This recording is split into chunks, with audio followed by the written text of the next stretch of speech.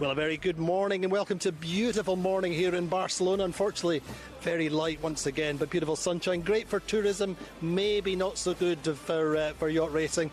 Good opening day though. We did get one race away. Good day for Quantum, but otherwise a little bit frustrating for some of the other teams. Phoenix with Tina Plattner steering for the first time since 2020. Ending up with a little bit of a deep score. But anyway, let's look back at yesterday and see how racing went. So 7 or 8 knots on the start line. It's all about the pin-end bias for Quantum Racing. Get off the start best, getting away and clear, crossing the fleet early on. The only real contender at that stage is Gladiator, who go way out to the left but actually lose out. Top mark is Quantum Racing leading, with Allegra getting round in second, with Interlodge in third, not far behind. And then down the first run will Quantum extend and build themselves a nice margin. Allegra doing well down the run as well. Prevets and Interlodge really starting to get in a little bit more engaged, and that's through the leeward gate. Then Allegra coming round steady in second, and it starts to get a little bit busier behind them. The battle for 4th, 5th and 6th looks to be intensifying, but Quantum all the time comfortably ahead and on course for their first win. And through the finish line it is indeed Quantum, but Prevets are catching up nicely just behind Allegra, but it is Allegra taking second, but only just from Prevets. Then very close finish for 4th, 5th and 6th, but Platoon getting ahead of Sled and Interlodge. The boat's going pretty well, just found the right spot. We're able to get free, so we're pretty grateful. So race win to Quantum Racing, second for Allegra, third Prevets.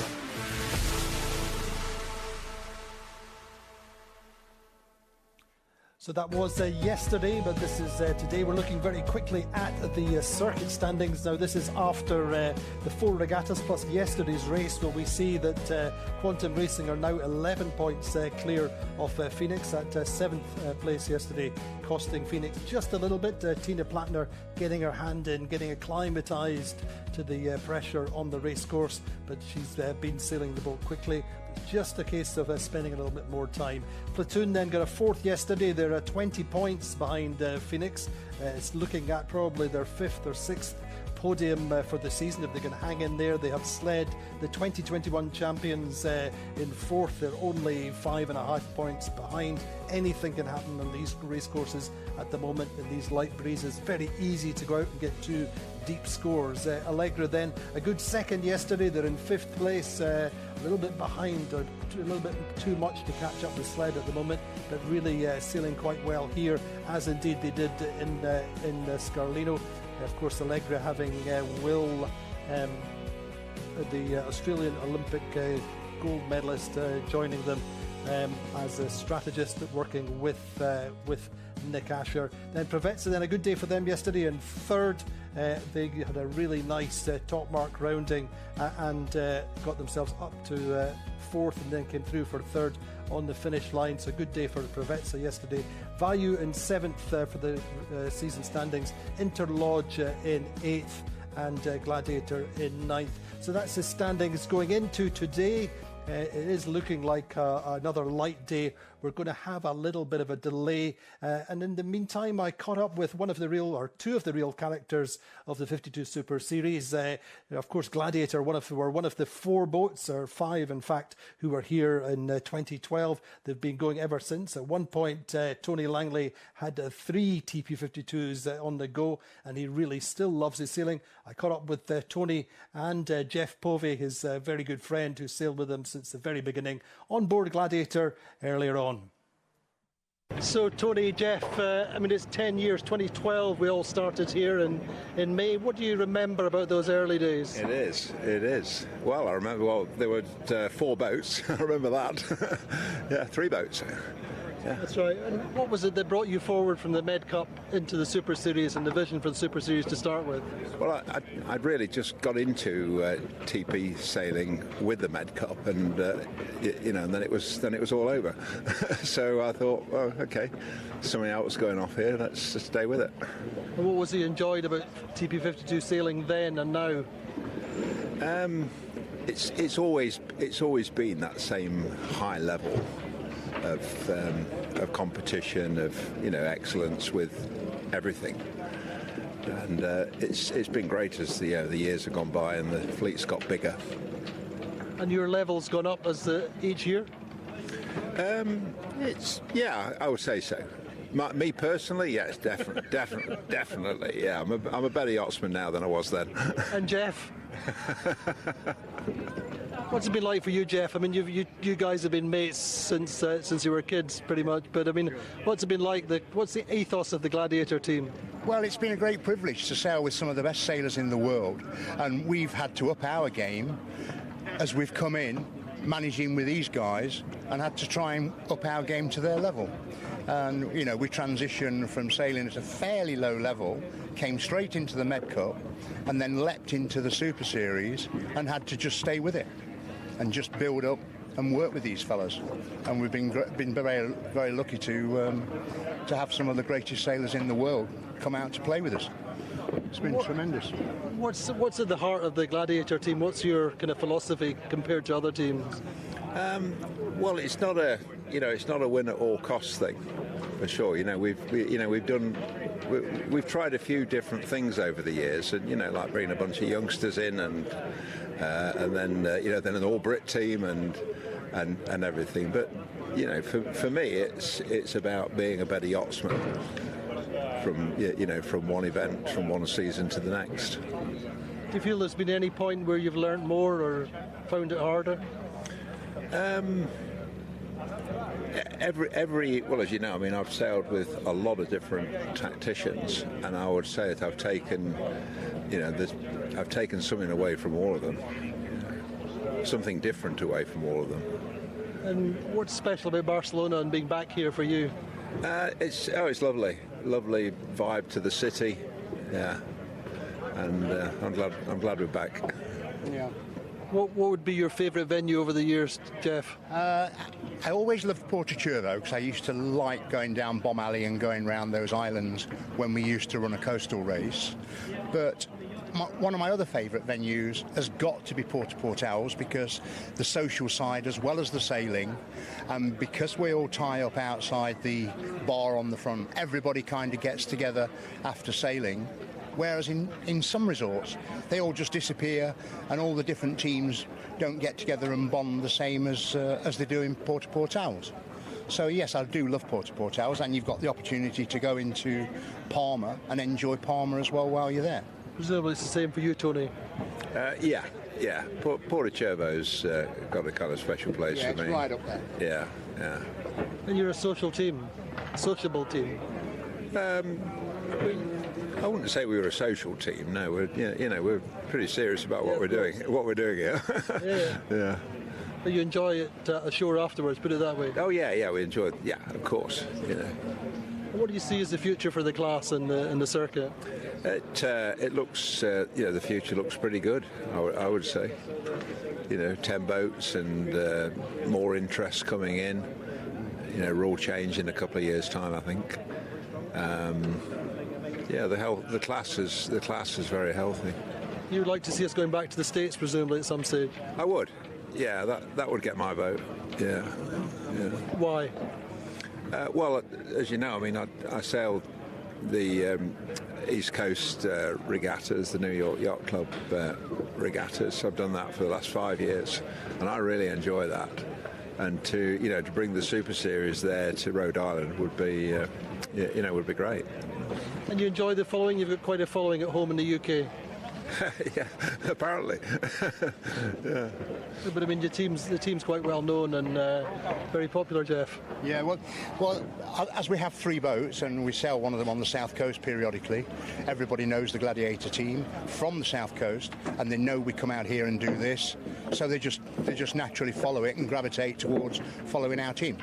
Coupled with the fact a lot of the guys from the south coast, they mix with the other people who they know, and everybody's heard of the Gladiator team all over the world. We were up in North America a few weeks ago, walked in a bar wearing a Gladiator jacket, and some said you're banned. And some guy came up and asked for my autograph.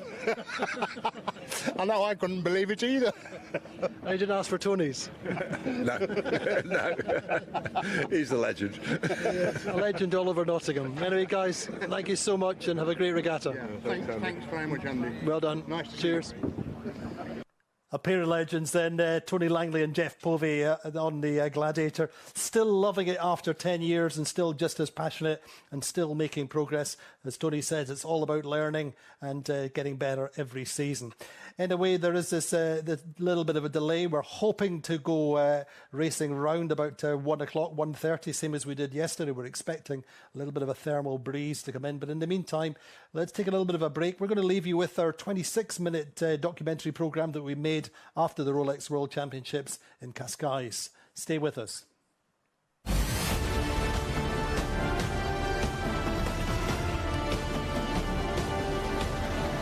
TP52 class is the most competitive monohull racing that we have in the sailing world.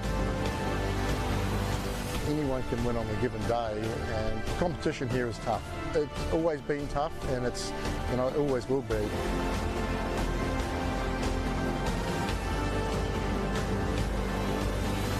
basically have to be a little conservative, but also you've got to be a little bit punchy, because if you give an inch, everybody will take a mile. We've won the first 2 events, and we won them pretty strong. It's 50-plus races, and they all count.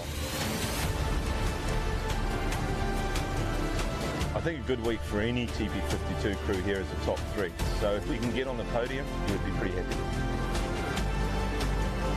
The goal for us for Quantum Racing in Puerto Portales was to hold serve on the season. It's 1 or 2 races, and then it all evaporates away.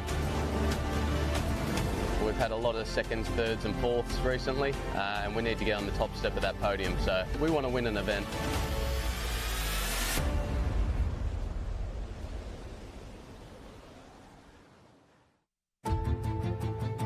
Event 3 of the 5 regatta season sees the 52 Super Series touch down in Mallorca.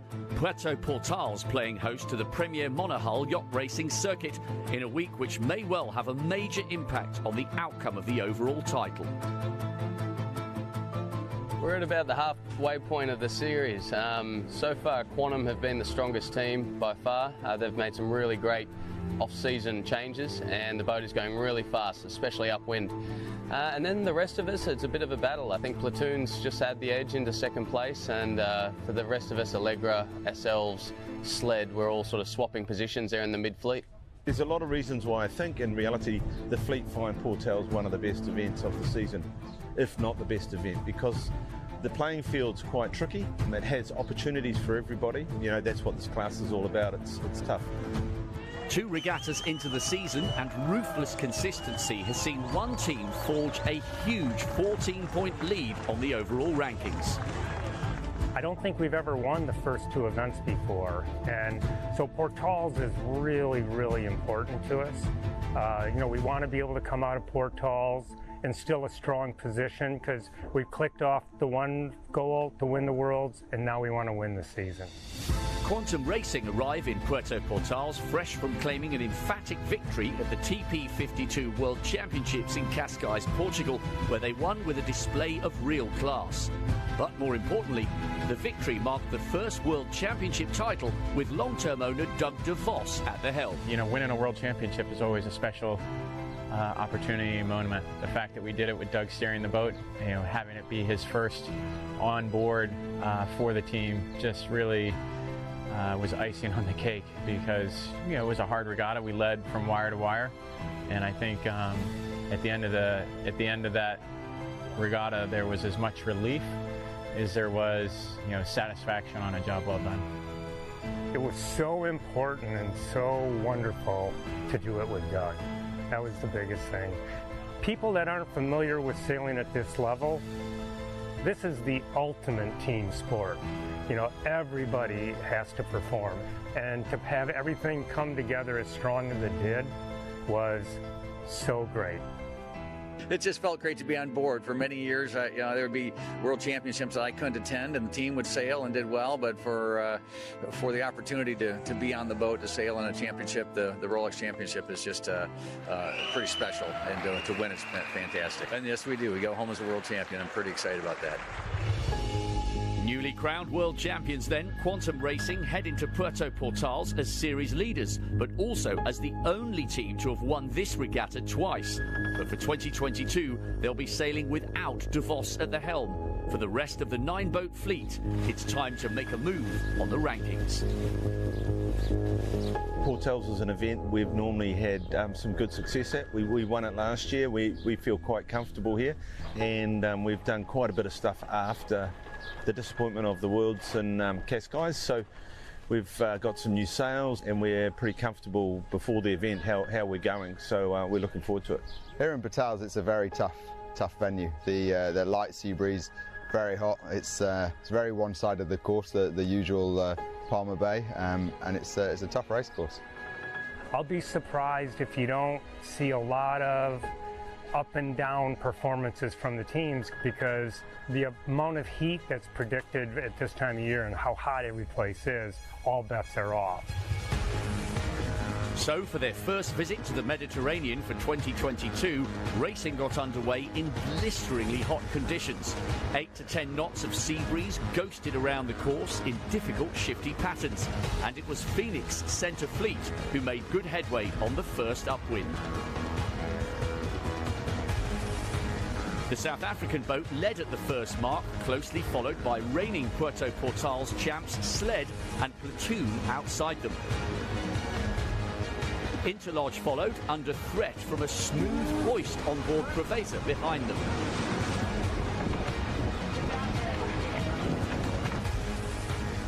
At the downwind gate, Preveza, coming in behind Platoon, forced a penalty on the German boat to move up into third. And that's how the positions stayed. Phoenix taking out race one here in a shifty Puerto Portals. Sled crossing in second, ahead of a tactically fought third place for Preveza.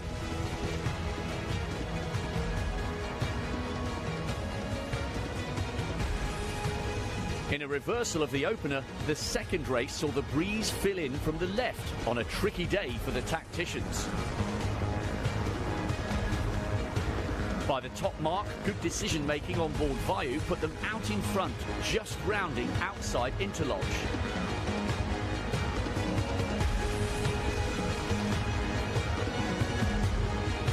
After 2 laps, it was Interlodge in front, Vayu losing ground on the right in second.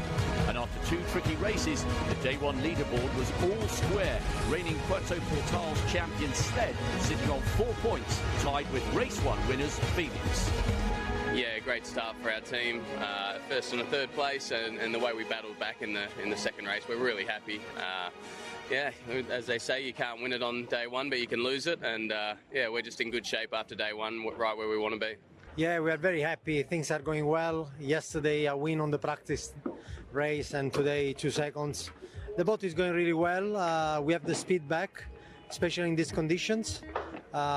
Today conditions were anything between 8 and 12, and we feel pretty fast. So Sled going well at the top of the leaderboard, but for the series' newest full-time team, 2 last-place finishes on day one see Vayu asking some difficult questions as the family-owned boat from Thailand looked to improve. From there on, it was a difficult recovery. Try to make this better. I'd say next time. It's just looking at the guy. For you, your only job is to look at a guy. The ethos with how the team was composed to begin with, I think fun was a large element of that. And so that kind of brought around the let's sail with our friends and mates, and that was the initial setup of the team, and that's why we went with a lot of the people that we've grown up sailing with. I started sailing from the Optimist and like the small boat, and then I sailed on 29er, and then after that I jumped to the TP52, so which is like a bigger boat. I feel like TP52 is more about like the teamwork, so yeah, it's very good to be on the boat and work as a teamwork with the guys. For some of those younger guys, it's, well, myself as well, but it's been a really cool opportunity and a really good opportunity to, do this. And basically racing at this level makes yourself a lot better. It pushes yourself to do better and just become a better sailor. Probably going to have to move a few more bodies down, so anyone who maybe, I guess, knife from the back, 2 of you just going to Lourdes. Team Vayu is you know, a really different boat. We have a complete family feel to it. We've got 7 members of one family on the boat, so half the team. And at such a high end, it's amazing to be able to have that level in this boat. You know, it's not something you see in F1. It's like the boat kind of mixed with the professional sailor, but they also try to keep Thai sailor on the same boat. In the beginning, I was like really like happy to be on the boat. I feel like, oh my god, this is incredible. Like this, I'm so happy to be here. Heading into day 2, Team Bio's woes continued though with another 9th place finish in race 1 despite that immaculate start from the Thailand boat. Phoenix continued their run of form out on the Bay of Palma with another first place finish for the Plattner family's yacht. But the day's second race saw them downgraded to 6th in the tricky conditions. Han Muller Spreer's platoon rode a wave of emotion on day 2. They slumped to an 8th place finish before taking the win in the second race of the day. And with similar inconsistency throughout the fleet, day 2 winners were Austin Fragamen's Interlodge. 2 solid third-place finishes, seeing the American boat lead the rankings with 4 races sailed in Puerto Portales. I'm very excited that we were able to be the prevailing boat today, and particularly with 2 third places. So it showed the consistency of the team, I would think, more than anything else. But, you know, it was an exciting moment.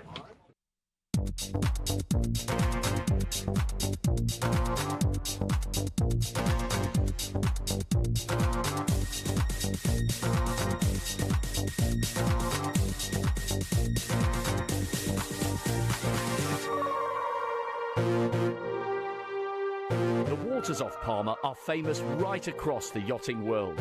But for the visiting sailors of the 52 Super Series, there's also much to be gained from Mallorca's cool early morning interior.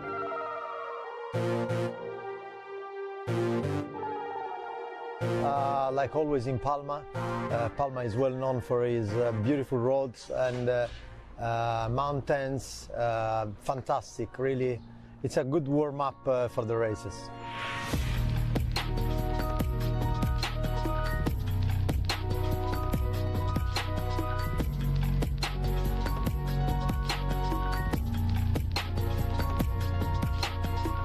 It's a beautiful group of people coming from different boats, and it's many of us loving the bicycle, and we love to go together. So a lot of times it's a big peloton with different riders, and it's a very nice way of starting the day.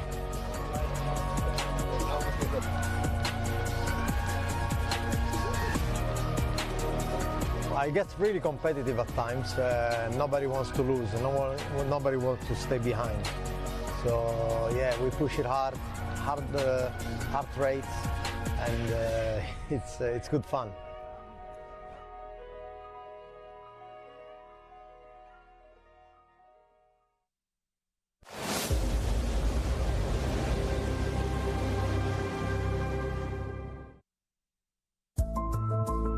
The 10th season of the 52 Super Series has reached its halfway point here in the stunning Mallorcan harbour of Puerto Portales. Long considered the premier Grand Prix yacht racing circuit, the Super Series has always attracted some of the biggest names from the sport of sailing, and this 10th anniversary season is no different.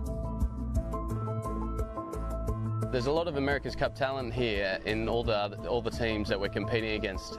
From American Magic, obviously we have myself, Paul Goodison, we're both helmsmen at American Magic, and then you've got Lucas Calabresi, and obviously the CEO, Terry Hutchison. And then on sled you have Francesco Bruni, who leads the Italian team as a skipper of the Italian team, so plenty of talent out there. Recently signed for America's Cup team American Magic, Tom Slingsby is also the current Rolex World Sailor of the Year. Tom Slingsby has been probably the greatest sailor in the last years in foiling boats, as well gold medal in the laser and so on and so on. And I mean, here he's got a very fast boat, which is Phoenix, so a very top level team with Tom on board. Francesco's a little bit like Tom when you race against him. He'll do stuff and you'll be like, there's no way that's going to work. And lo and behold, he crosses you. I mean, I think he's a really, really smart sailor. He has an uncanny way of winning, but he's always there. And so however he approaches the racing, you know, is really, really good because he's been successful over the better part of 2 decades on the water. As CEO of American Magic, Terry Hutchinson is responsible for bringing Slingsby and Goodison together in the same Cup team for the next campaign. And in so doing, he's united 2 sailors who've spent most of their careers as rivals. Goody's an unbelievable sailor. I probably know him better than most people, having sailed against him for so long. But he's unbelievably tactically, and then I think technically he's an amazing sailor. Sailed against him a long time in the lasers, a couple of Olympic campaigns against each other. So technically he's excellent as well, and tactically he's one of the best. So that makes him one of the best sailors in the world at the moment. Oh, you definitely know you've got your teammates out there racing against you because they remind you if ever you get a bit too close. But no, I guess as soon as we're on the start line, every boat's the same, and you're trying to go up against every boat and beat every boat. You maybe every now and again you give some of your buddies an inch, but you try not to. With such a rich and competitive talent pool, racing in the 52 Super Series is fierce. After 2 days sailed, Interlodge lead the rankings, but with 6 races left to run, it's still anyone's regatta. Phoenix picked up another win as day 3 got underway as they looked for their first ever regatta win, and Quantum Racing finally found some form, finishing in 2nd. And they're on a charge, off the pin end of the start line in the next race. So by the top mark, Quantum had a clear lead over the fleet, with Sled chasing hard, followed by Interlodge, reeling from a shocking last place finish in the previous race. Quantum were in command, first to the downwind gate, and 6 races in, finally looking like they could score a win. But charging in with a textbook kite drop, Sled was still right on their tail.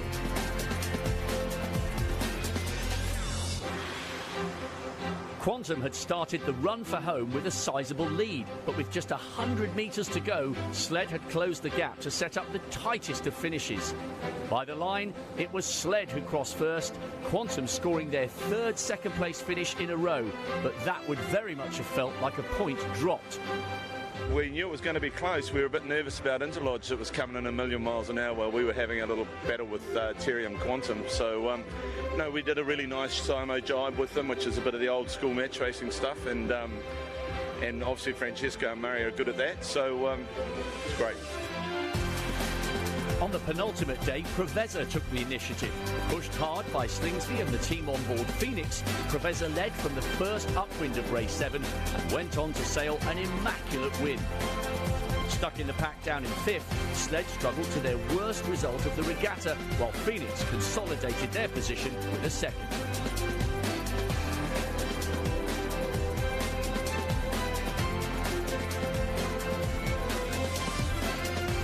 Race 8 then saw Interlodge trying to make up for their disappointment in the opening race of the day, but again it was Phoenix with their noses in front, making gains on the long march upwind. And by the top mark, it was Sled and Phoenix fighting it out in a top-of-the-table tussle.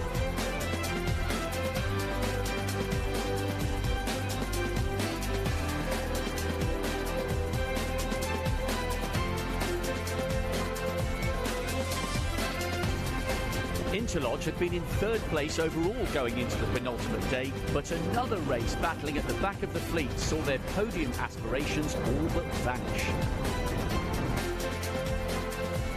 At the downwind gate, race leader's sled took the right-hand option. Phoenix rounded and went left, and from then on, it was the South African boat's race. Big gains up the left-hand side of the racecourse saw Phoenix first move into the lead and then extend, taking their 4th win of the regatta to set up a thrilling final day. Just 2 points in it between sled and Phoenix, with 2 races left to run. Phoenix on the verge of their first ever regatta win. Yeah, speed was good, especially downwind. We're pretty fast downwind, which has been great. It's been a weakness of ours last season, and this season we've been improving the whole time. And it wasn't your typical Palmer. It was there were opportunities in the right, and timing was everything. Getting into the right and getting back out of there. The team sailed really well today. Over the 10 years of the 52 Super Series, the landscape has changed significantly for global sport, and the commitment to maintain an environmentally responsible regatta is now greater than ever. I think it's hugely important that the Super Series have a positive impact, not only environmentally but also socially, on the communities that we visit. The biggest initiative that we run here in Port Portals is with a group called Yachting Gives Back, where we donate all the unused food at the end of the day to them, and they then distribute it amongst the homeless people of the area. So basically we come and collect the leftover food from the crew and the staff's lunches. They have quite a bit left over at the end of the day, which we collect, and then we deliver that to one of the local soup kitchens, and over the course of the 5 days that adds up to several hundred meals. Yachting Gives Back started 3 years ago. We're a group of 5 volunteers. The initial aim was just to collect food from the yachts, and then very quickly they began to say, oh, do you want some uniforms? Do you want bedding? Do you want galley equipment? And so on. So very quickly it grew into more than just a simple food raising campaign. Thanks to the support and the generosity of the industry, the amount of material we shift and the amount of funds we receive, because we've now had lots of wonderful fundraising initiatives, it all adds up. It's a huge amount, and it just takes some of the pressure off the soup kitchens and the food banks and the other charities we work with, just to know that they've got a bit of extra supply coming in via us from the yachting industry.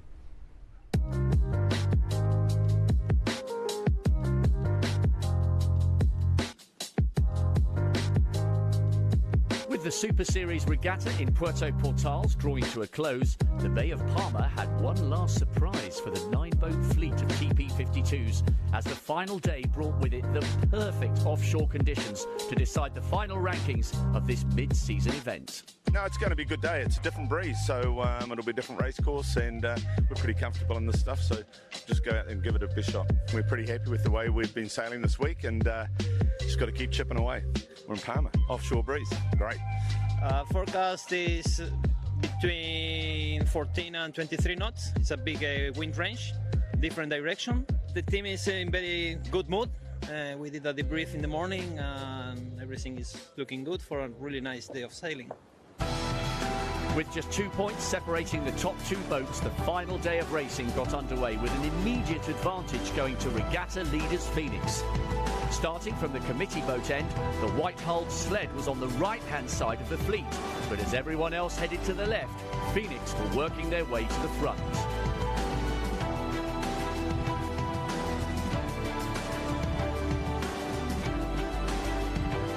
Stuck out on the right, sled could do nothing but hold their lane and hope for a favourable shift as the fleet neared the upwind mark.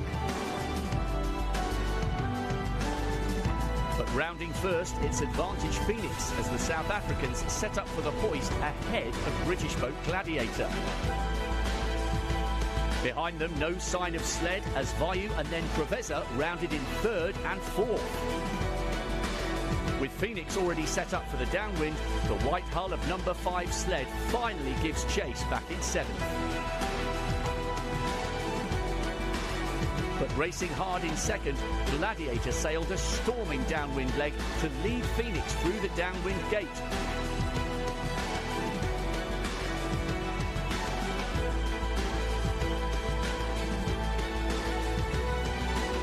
While for Sled, every place could count as they try and inch their way back through the fleet.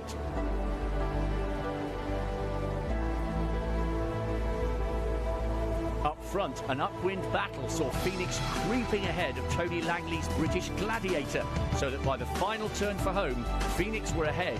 But firing in from the left-hand side of the course, Preveza had sailed into the running and had right of way on the inside at the last turning mark.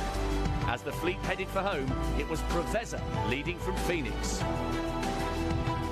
But behind the South African boat, setting up for the downwind, a big broach from Gladiator opened the door to chasing Allegre. Up front, the chase was on for the penultimate race win, and one final jibe to the line saw Preveza power their way through to first. Phoenix took second.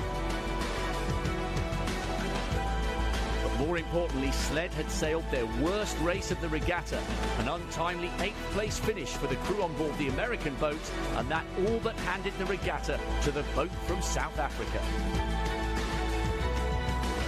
There was one more race sailed, but the damage had been done for Sled. It was Phoenix who took the 2022 Puerto Portals title by an impressive 9-point margin.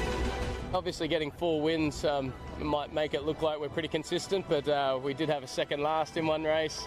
But other than that, we sailed really well. We were able to stay up in the top bunch most of the regatta, and yeah, consistent results towards the end. Today was a tough day for us and we didn't execute some of the things well, but we've had a really good run for the regatta and sailed pretty darn well, so that we're pretty happy. So the winner. Mallorca throws up yet another winner as Phoenix finally pick up their first ever regatta win, moving to the top of the series rankings. We're not taking anything for granted. This team, we've been in the hunt many times and we haven't got the win, so it's really satisfying to win the first time with Phoenix, and just with a great group of people. I'm really proud to be a part of this team.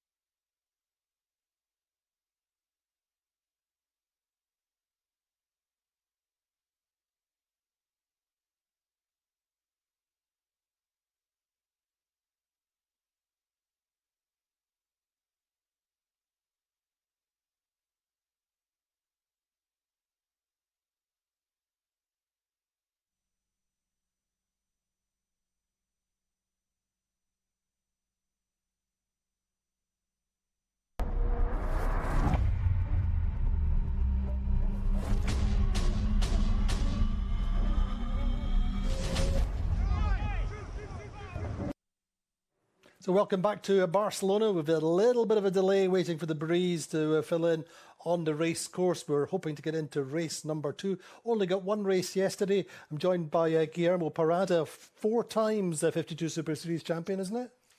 4 times, yes. Good, and quantum pitching for 5, but anything can happen. This is going to be a light winds day. They did okay yesterday. What are your thoughts? My thoughts is that if they win, they will force me to come back. Well, there's a hope. Anyway, we caught up with Francesco Mongelli, the Italian navigator on the Allegre. He was pretty positive, and things seeming to prove that he was right this morning. This is Francesco Mongelli from Allegre. We're on board Team Allegre with Francesco Mongelli, navigator. Francesco, give us the good news. We're going to have a great day. Yeah, no. I think some breeze will come. There is something coming.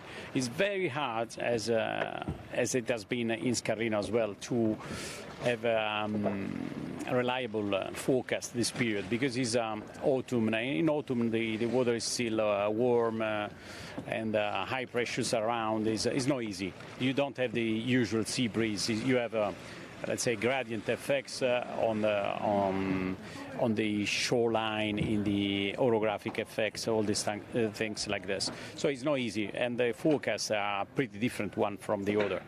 So then you interpret what you see really in the water. That's is more than forecast. Is like you sail with what you have. But you have some local knowledge here. You have Luis de Reste, you have Francesco De Angelis in the coach boat. Yeah. You've got all the big stars. I think we are pretty strong in the coach boat. Yeah, in the coach boat, but even on board. No, it's super good to have Luis and FDA working with us. They are a big help for us. What are the local effects, and how hard is it to model what's going on locally?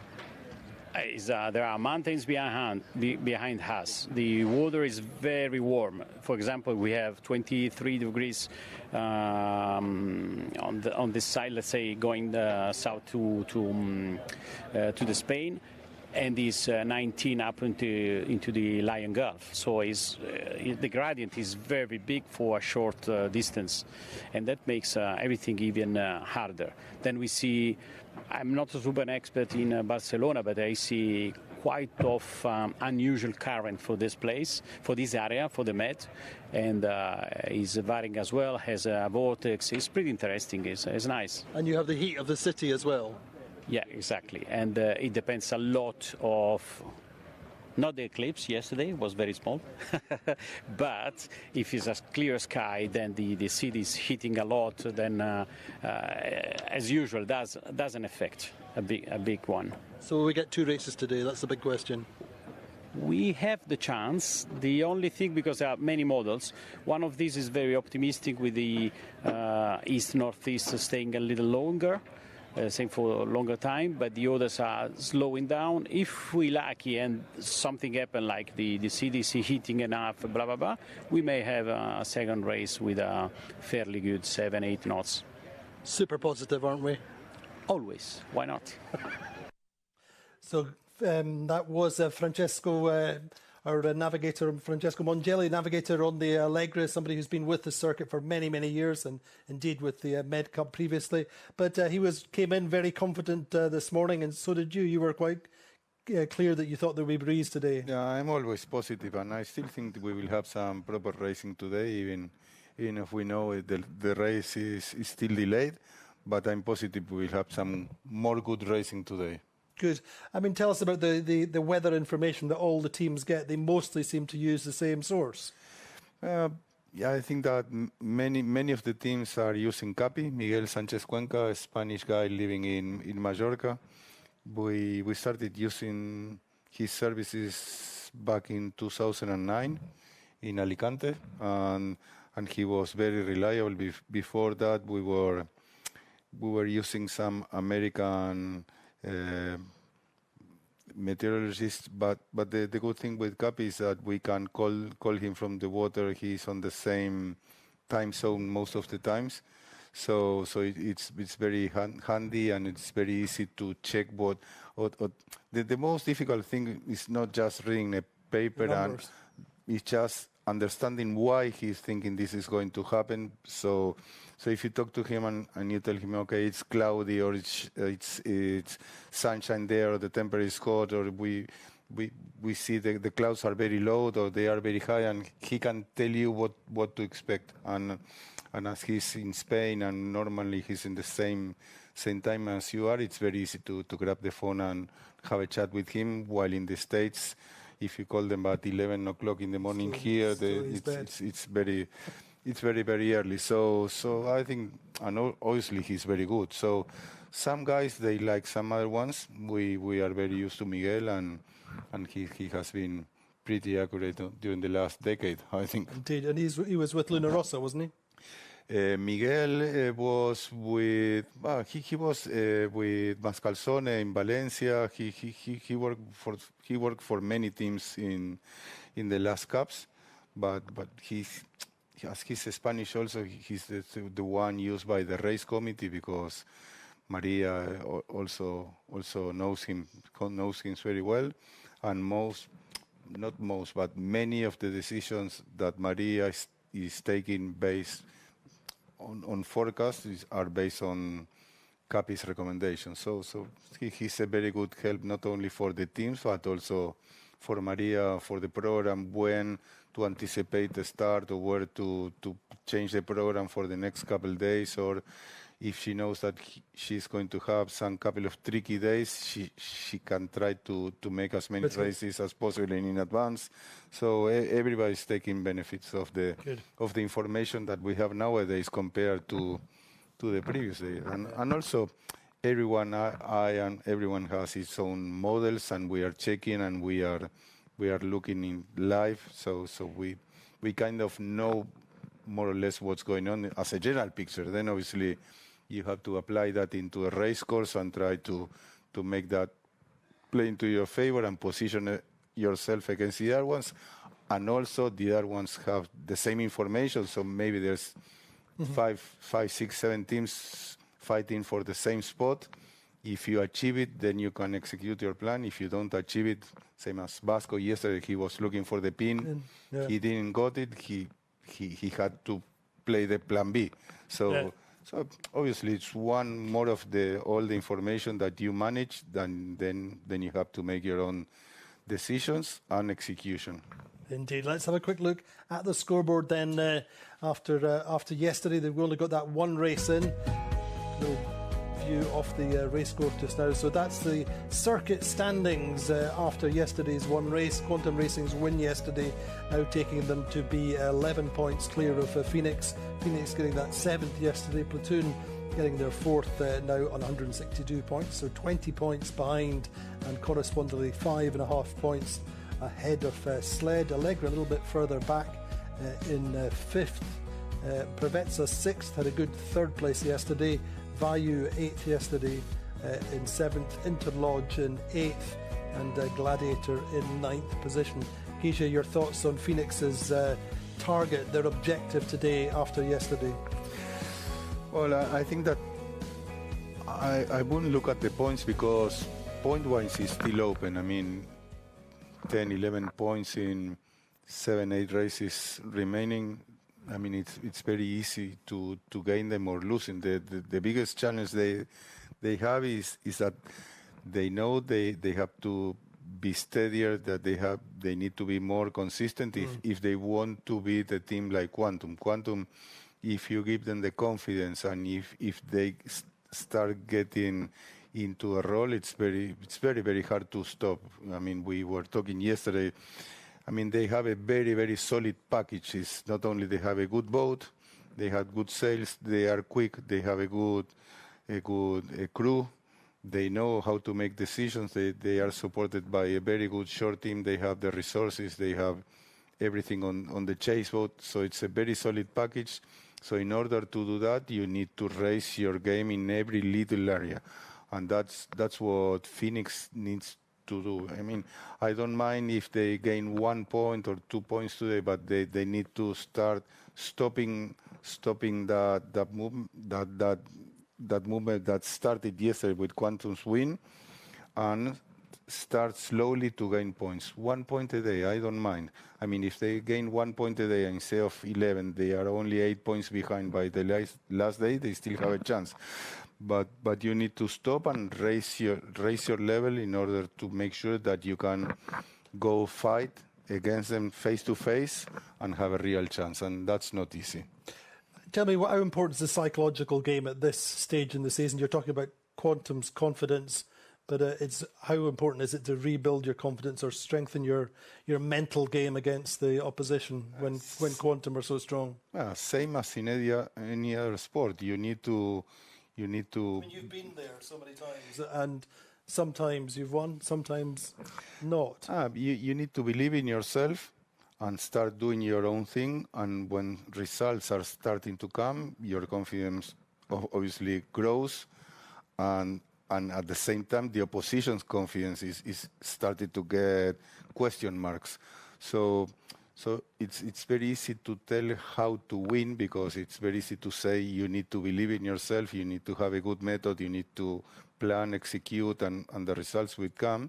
The tough thing is how to live through the bad days, and that's where a real team shows. I mean, when you lose or when you have a hard day, first you need to make sure that you stop the drainage as soon as possible. If you make one mistake, it's okay. One mistake, not two. So let's say, guys, we did one mistake. That's fine. Let's assume it, and let's take it out from our heads, and let's focus on the next step. And then I think you need to be very strong with your team, and not trying to blame, not trying to find responsibles. I mean, it's very easy in every sport that it's not individual but played by a group, that this is the one who made the mistake. No, the mistake is made by the group. So a group, you win as a team, you lose as a team. So whenever that happens, you need to regroup, you need to talk, you need to keep strong, and especially go back to the basics and trust your routine. Whenever you are lost and you think that the whole world is turning in circles very fast, you say, okay, I need to go there, check the forecast, load the boat, prepare the boat, check the committee, pin the committee, pin the pin, check the bias, decide, go and do it. I mean, go back to the basics and make sure that your routine, whatever the group has developed over the years, will save it. The routine is very good when you are in crisis, because you say, okay, I'll stick to my normal routine, and my normal routine will give me a good average. From there, I can stop the drainage and hopefully hold it there. And whenever I have a couple good results, I can build from there to get back to the top. So holding through the bad moments is really key in these situations, and it's what makes a difference in 5 or 6 months seasons like the 52 Super Series. I mean, that was one of the problems for Phoenix yesterday, was we only got the one race. They had that error at the top mark, and then there was no chance, as you say, to come back. That's tough, because every time you have a bad one, you are eager to go back and have a good result. But sometimes it's also good to say, okay, we have a good day, we stop. It's like a timeout by a coach. We say, okay, we need 1 minute, guys. Stop. Let's see what we were failing. What can we do better? And let's go tomorrow with a revised plan and make sure we are going to execute it properly. I think you could be advising the British government at the moment, Peter. Well, it's as I said a minute ago. It's very easy to tell. Yeah. The challenge is to put it in place. And that was basically my role on Azurra, trying to make sure that as a team we were working properly, and that the basics were properly covered, and our coaches were very, very tough on us on that, to say, back to the basics, guys. I mean, pin the committee, pin the pin. Vaquerizas, Guille was very good, and his role was very, very important for us during that period. I mean, it's like, I think that Stephen Sparky, the British Olympic sailing team coach, he used to say nobody becomes an idiot overnight. You go back to the basics and you rebuild your confidence, knowing that your processes are right and knowing that the performance is still there, and you go again the next day. Let's have a quick look at yesterday's race. Let's rerun it. It was all about the start for Quantum Racing. One thing to watch, I think, was the Preveza at the top mark. I think they made a few gains. Let's watch out for them in particular. But this is yesterday's race. So 7 or 8 knots on the start line. It's all about the pin-end bias for Quantum Racing. Get off the start best, getting away and clear, crossing the fleet early on. The only real contender at that stage is Gladiator, who go way out to the left, but actually lose out. Top mark is Quantum Racing leading, with Allegra getting round in second, with Interlodge in third, not far behind. And then down the first run will Quantum extend and build themselves a nice margin. Allegra doing well down the run as well. Preveza and Interlodge really starting to get in a little bit more engaged, and that's through the leeward gate. Then Allegra coming round steady in second, and it starts to get a little bit busier behind them. The battle for 4th, 5th and 6th looks to be intensifying, but Quantum all the time comfortably ahead and on course for their first win. And through the finish line it is indeed Quantum, but Preveza catching up nicely just behind Allegra, but it is Allegra taking second, but only just from Preveza. Then very close finish for 4th, 5th and 6th, but Platoon getting ahead of Sled and Interlodge. The boat's going pretty well, just found the right spot. We're able to get free, so we're pretty grateful. So race win to Quantum Racing, second for Allegra, third Preveza.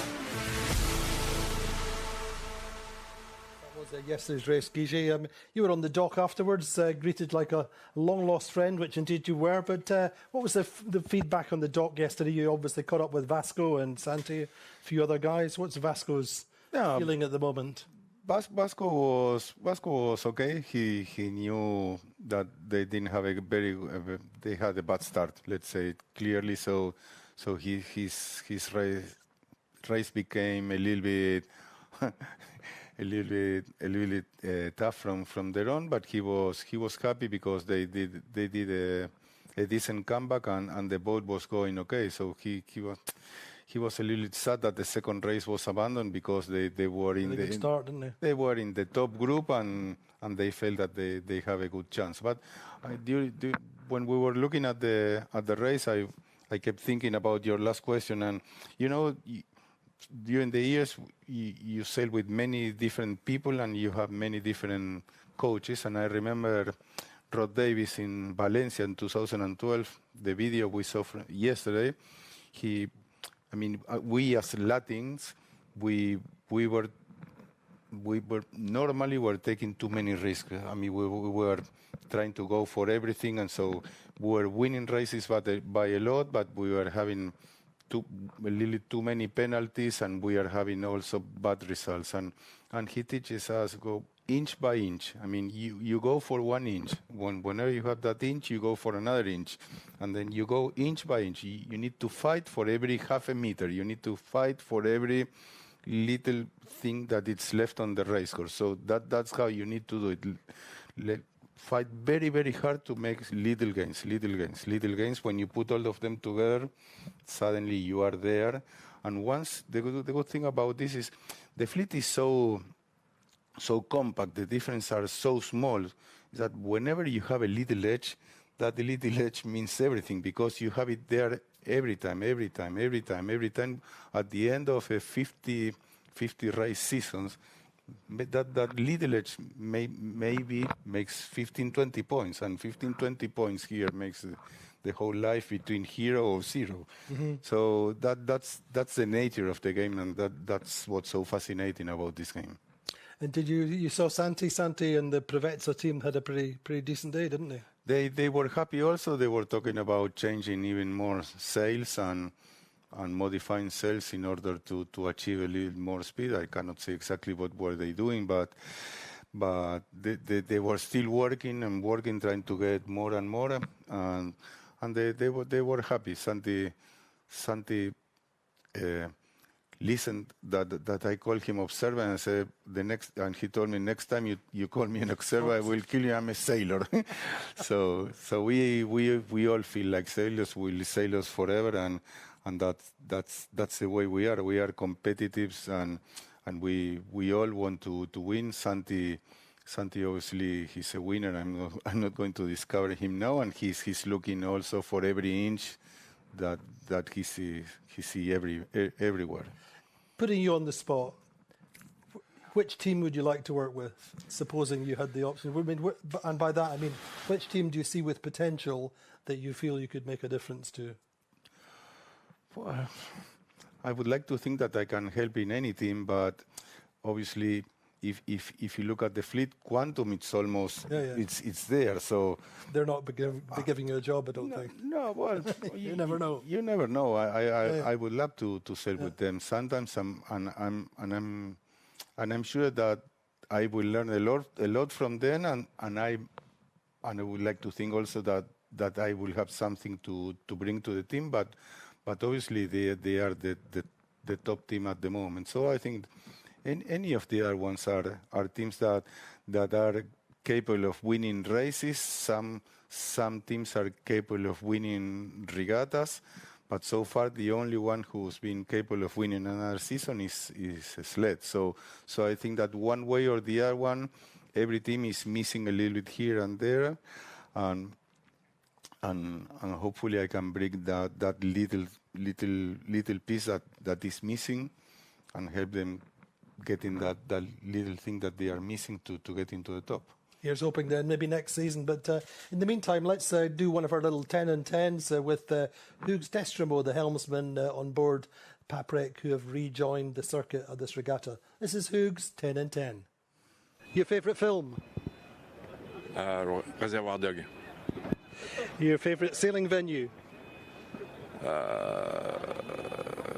World Championship in Cadix Flame Dutchman, 92. Your favourite food? Tarte tatin. If you had one superpower, what would it be? Win the Super Series. It doesn't need a superpower to win the Super Series. Anyway, that could be arranged, I'm sure. Anyway, what age did you start sailing? I wasn't even born. I was in my mom's womb. All right. Your favourite bar or coffee shop? I don't have any. I don't like those. No, your favourite bar or coffee shop? I don't go to bars or coffee shops. No, I don't. Starbucks, no. I don't like those. All right. And no bars? You never go to a bar? No, you know, I don't have favorite bars. I may go to any bar. I don't have favorite. Fantastic. Who's the best sailor in the world? Well, there are plenty of idols. One name? No. I don't know. It's tough. Peter Blake. What's the best and worst thing about being a pro sailor? The best is you do what you like. The worst is when it ends, you're on your own. And if you had $20 million, what would you do with it? I would sail around the world on a nice boat. Perfect. Well done. Thank you. Excellent. So, Guille, great to see the Paprec team back on the dock with a good boat, making plans for next year. Yeah, it's very good to have 10 boats again and recovering a team with very good material now. So now it's up to them to put all the pieces together and trying to improve from what they did in the past, and I'm pretty sure they are capable of making it happen. Looking to next season, we have an itinerary in place, but in your mind, what are the key attributes of a new venue, for example, we tend to stick to the favourites, but we're looking at some new places for next year potentially. But what are the key attributes that you see in a new venue? You mean to choose a venue, or to choose a venue? Yes. I think that we are a sailing sport, so we need to look for sailing conditions first of all. So that's key in my opinion. That's fundamental, and many times some organizers I think that they made the mistake of getting tempted by a very nice place or a very nice surrounding or very nice atmosphere, and then they forget a little bit about the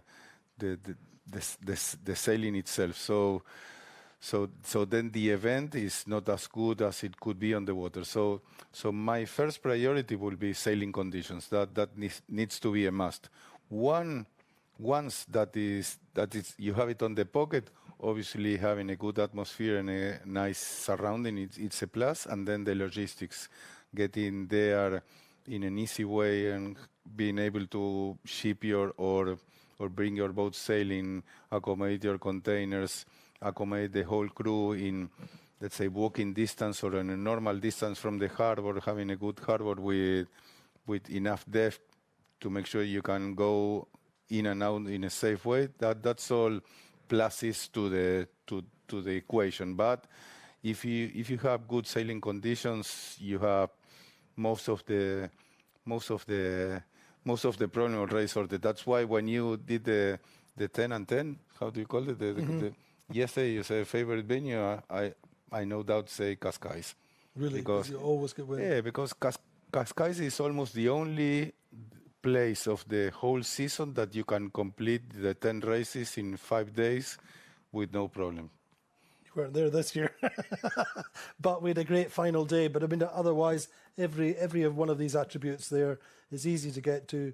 It's great accommodation, not too far from the venue, great club, and I'll tell you, we'll be back there next year. Anyway, the sustainability ethos continues with the 52 Super Series. It's been at the very heart of the circuit ever since 5 or 6 years. And let's look at where we are this season with our sustainability programmes.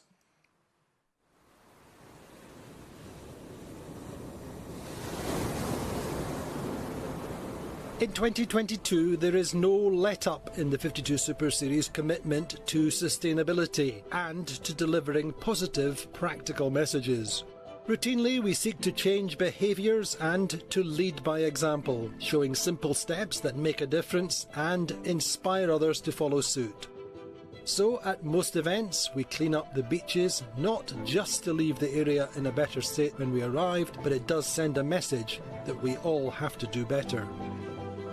Our ambassadors, one from each team, meet regularly, and they really are the driving force behind our initiatives.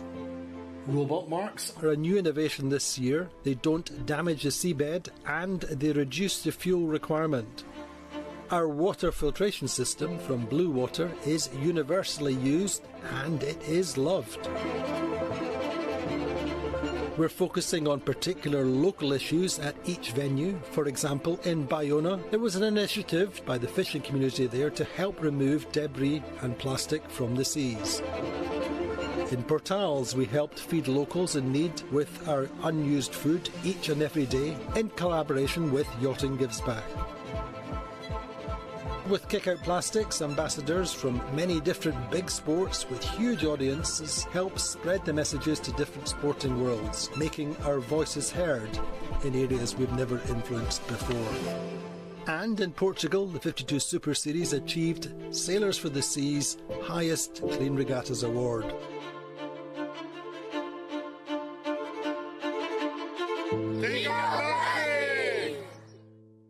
Great to look back at what we've been doing this season. These new initiatives, the local initiatives in particular, are a great step forward this season. We're just looking at what happened in Bayona.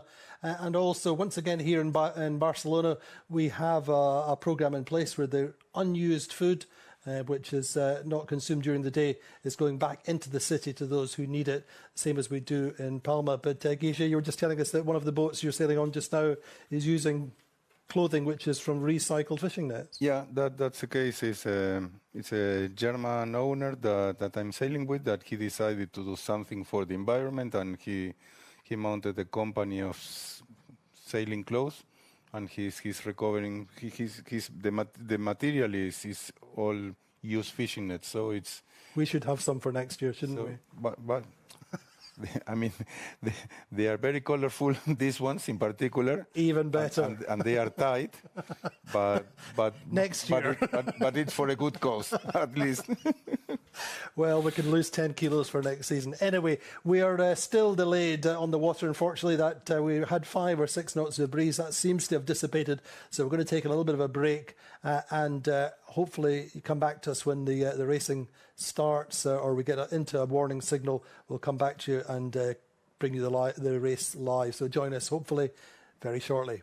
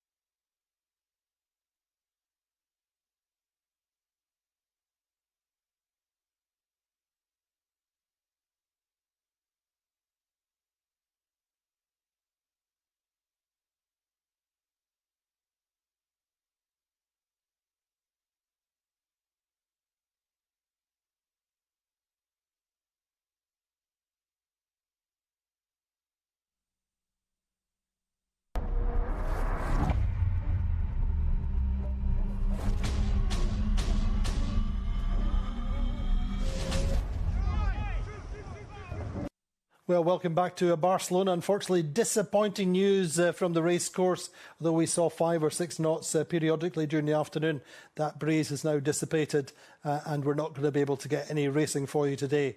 Let's have a quick update from Tor Tomlinson, our on-the-water commentator, who's no doubt just as frustrated as everyone else. Tor, how was it out there?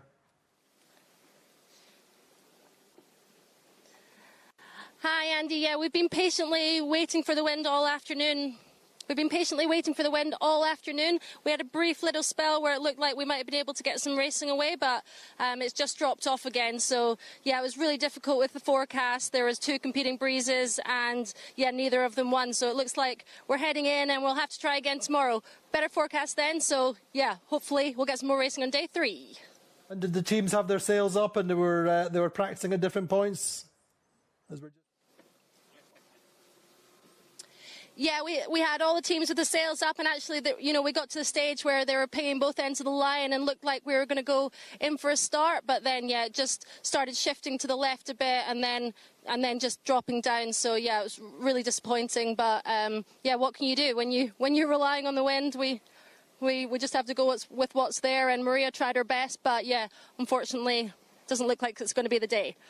Indeed. Thank you very much, Tor Tomlinson. Hopefully she'll be seeing some breeze tomorrow and we'll get some good racing. But, I mean, it's so important to get equable, good races away at this stage in the season when we're getting towards the big finale. And so credit to Maria for making the right decision. But do join us again tomorrow. Hopefully, fingers crossed, we should get some racing in here in Barcelona. See you tomorrow.